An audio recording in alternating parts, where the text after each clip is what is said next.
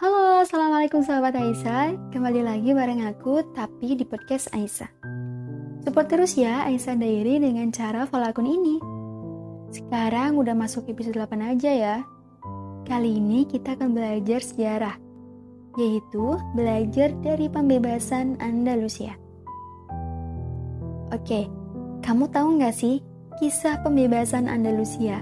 Atau kalau sekarang itu Spanyol? Aku ceritain singkat ya.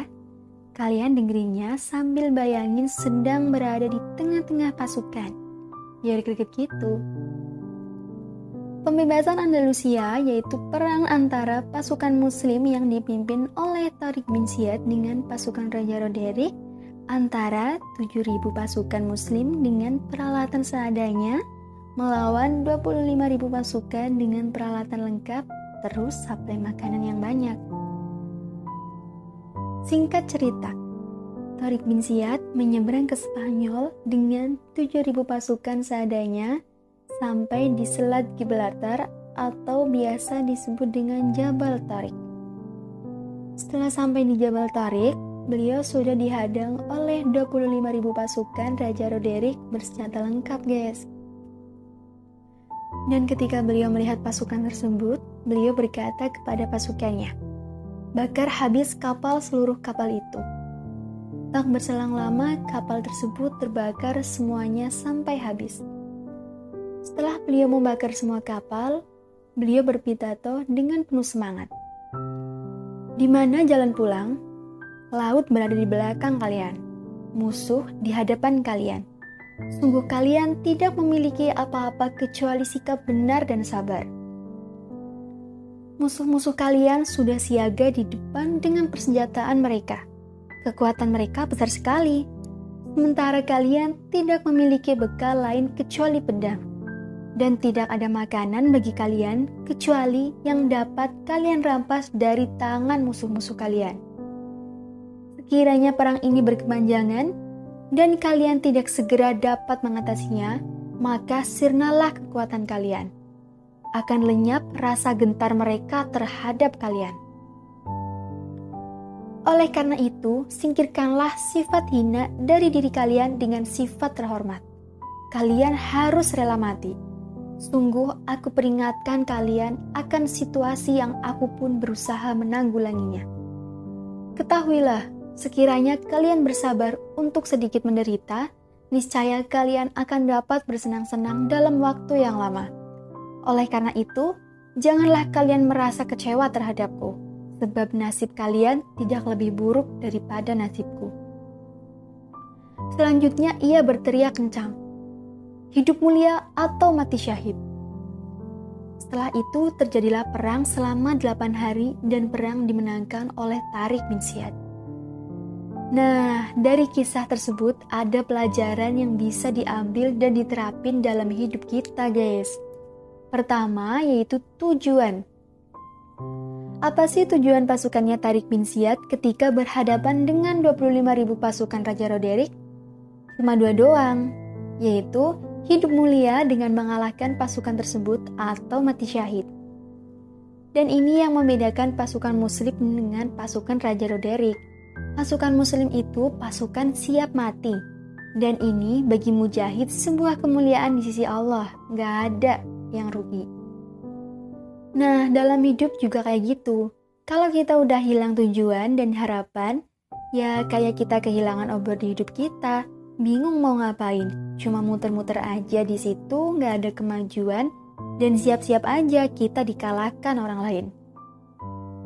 Begitu juga kalau tujuan kita kecil, kayak lilin yang dibawa ke tengah hutan cuma menerangi sekitar kita aja, dan ujungnya tetap aja bingung ya kan? Sebenarnya nggak ada yang salah sih dari tujuan kecil tersebut, tapi kalau kita pengen jadi pemenang dalam kehidupan, ya seenggaknya kita harus punya tujuan gede dan harapan besar yang jadi goals di masa depan. Dan juga ya guys, orang yang hidupnya punya tujuan dengan orang yang tujuannya nggak jelas pasti beda banget. Misalkan ada dua orang murid A dan murid B. Mereka berdua udah masuk SMA kelas 2. Di sekolah yang sama dan di kelas yang sama, bedanya murid A udah mulai memikirkan masa depannya, mau kuliah di mana, fakultas apa, dan prodinya apa. Nah, ketika murid A udah memutuskan tujuannya untuk masuk UI, Fakultas Ekonomi dan prodinya manajemen, maka pasti aku yakin si murid A akan jadi lebih rajin, lebih memanfaatkan waktu, fokus belajar, dan hal positif yang lainnya. Sebaliknya, murid B yang belum punya tujuan sama sekali, mau kuliah di mana, ya dia pasti santai-santai aja, menikmati waktu luangnya dengan main, ngegame, nongkrong, dan yang lainnya.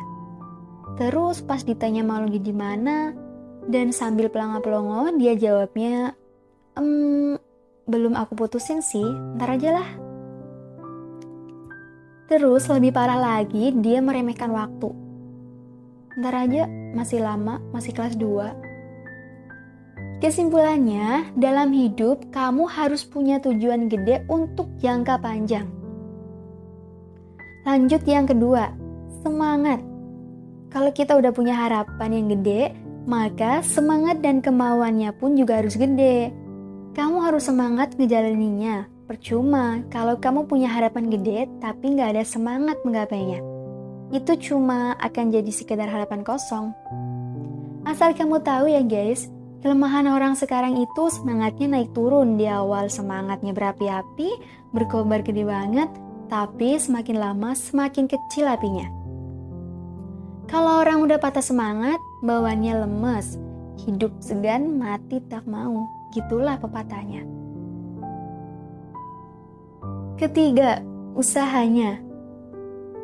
Dan tujuan itu berbanding lurus dengan usaha. Semakin besar tujuannya, semakin besar pula usahanya. Semakin tinggi puncak gunung, ya semakin lama juga pendakiannya. Semakin melelahkan, semakin susah, dan semakin banyak keluar tenaganya. Kayak dari kisah Tariq bin Ziyad tadi, karena tingginya tujuan beliau, kira-kira apa usaha yang beliau lakukan? Darahnya bahkan nyawanya sendiri jadi taruhan. Itu harga yang harus dibayar dari tujuan beliau. Jadi, pas kamu mencoba meraih tujuan tersebut, maka kamu harus siap dengan realitanya. Siap dengan harga yang harus dibayarkan, mulai dari kelelahan, kurang tidur, waktu main berkurang, dan bahkan dijauhi teman sendiri. Ketiga, karena Allah, lillah. Ini paling membedakan pasukan muslim dengan pasukan Raja Roderick, guys. Udah banyak bukti, kalau perang fisabilillah pasti Allah mudahkan dari zaman Rasulullah hingga zaman para sahabat, bahkan sampai sekarang. Coba aja, kalau perang tersebut gak diniatkan karena Allah, pasti kekalahan yang didapat oleh pasukan muslim. Dan ini juga bisa diterapin dalam kehidupan. Ketika kita ingin menggapai sesuatu, ya harus diniatkan karena Allah, biar Allah mudahkan jalannya. Oke, sekian dulu podcast Aisyah kali ini. Jangan lupa jaga kesehatan dan wassalamualaikum.